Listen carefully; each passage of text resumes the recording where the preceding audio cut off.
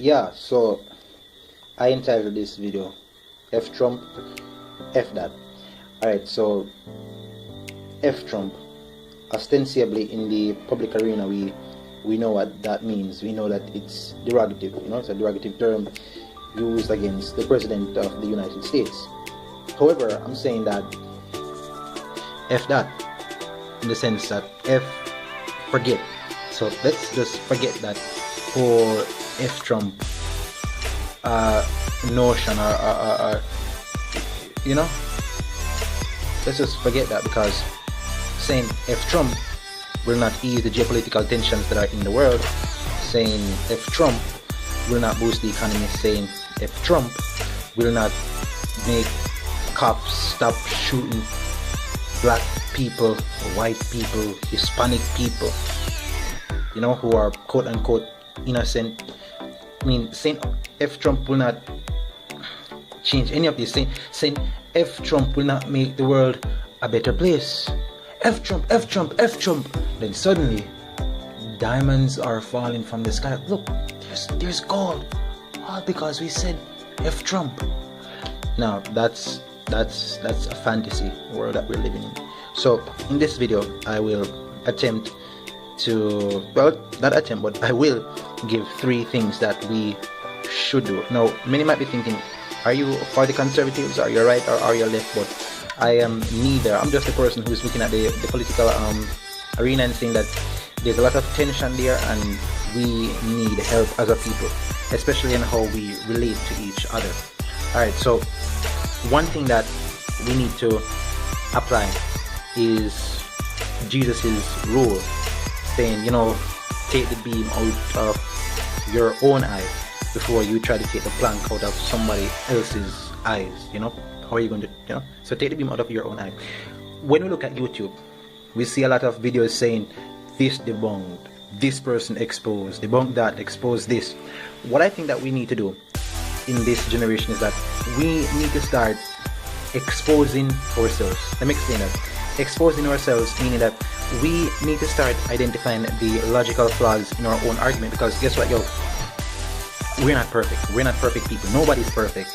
And if we're not perfect, then I have 99% of belief that, at least 99%, yeah, 99%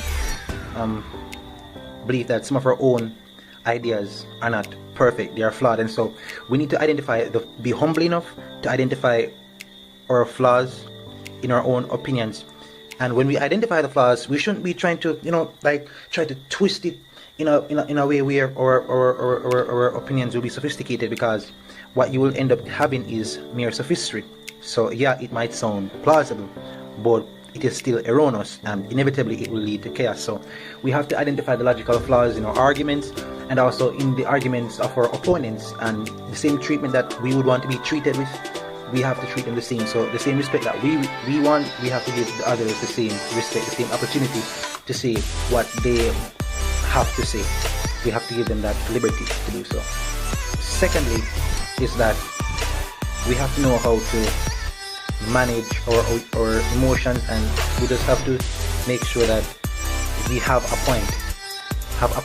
I mean, I understand that some of you're angry, like really angry, and nothing is wrong with being angry. Be angry, but sin not. I mean, anger without argument is just zealous futility. When you're triggered and you don't have a solid argument, you will be triggered, but unlike a bomb, you will not make an effective, at least make an impact, rather, at least not an impact that is positive and that can be beneficial. So we should start doing some deep thinking, start getting statistical data, start doing some deep thinking, developing our arguments, and start being rational, not just shouting F Trump, F Trump, F Trump. No, we can't be doing that.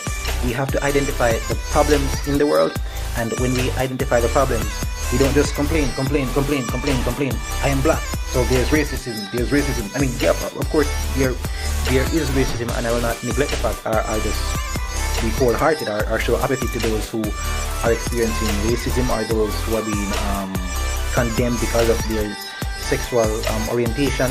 You know, I'm not going to act cold-hearted, because as a people, we are to treat each other fairly. All right, but what I'm saying is that we can't be saying, you know, I lost my job and it's because I'm black.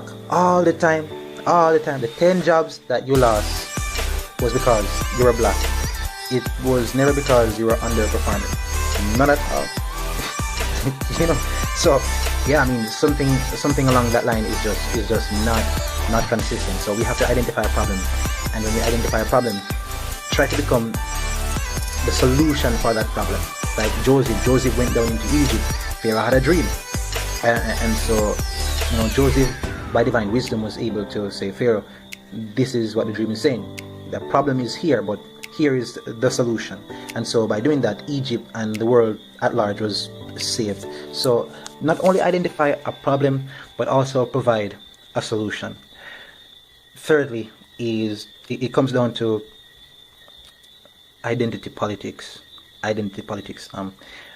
lot of times we have our political views, and we get so personally caught up in our views that if somebody says that what you are saying is wrong, we automatically retreat to this shelter, to this position of, oh, I'm being discriminated against because of my race, because of my sex, because I'm a transgender, or you know.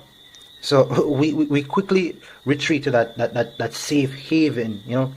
And so you have it where kids on the college campuses are shouting, safety, safety, safety, safety. Really? No, guys. We have to we have to be very careful, and we can't get so caught up where we put ourselves in the politics where, look, if somebody says that I am wrong, if somebody says that my belief is wrong, it's because I'm black, or it's because I'm gay. You know, we have to stop that, and we have to be receptive to truth and be open up to others' idea, and we can accept it and we can reject it, but let us do it so being tolerable towards each other, being respectful towards each other, and not being selfish. I think identity politics is a form of selfishness, because it's all about you. It becomes all about you. It's all about me. It's all about me being offended. It's all about me getting hurt. You know, it's just all about you.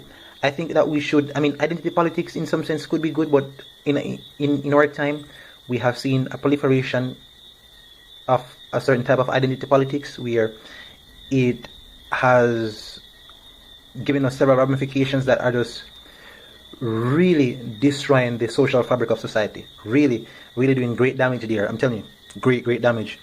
So we ought not to be selfish, but to be altruistic. When you come up with an idea, consider others, consider other people, consider the interest of others. How will this that I'm saying benefit everybody? How will it help everyone? How will it help the world at large? How will it help my country? How will it help my church? How will it help my school? How will it help everyone? Because you want to take yourself out of this, you want to take bias out of this, and you want to put others before you. And when you do that, you'll notice that a lot of your arguments will change. Sometimes if you should really do this, be humble and just put aside all prejudice, all ego. If you're on the left side or if you're on the right side, if you're PMP, if you're JLP, or whatever you are, you know, if you should do this, then PMP and JLP, guys, is Jamaican governments, if you don't know. So whatever you're doing, just do it like that, you know. So number one, expose the logical flaws in your argument. Number two, have arguments, you know. So develop your position solidly. Do some deep thinking. Present, you know, just a solid argument. Do more thinking, less shouting. And third, stop using identity politics to defend selfishness, but just be open to others' opinion and not be selfish, and just care about others whenever you have an opinion. Care about others, care about everyone as much as possible. I mean, somewhere along the line, someone will be offended, but I hope that the person being offended will be the person who is defending something totally evil, but they're not offended in the sense where, hey, I hate you, you're a horrible person, F you. No. You know, but offended where they can say, you know, maybe what I'm doing is just not right and I need to change. So, F Trump, I think we need to F that. We need to just forget that repeated mantra and progress, move forward as a people.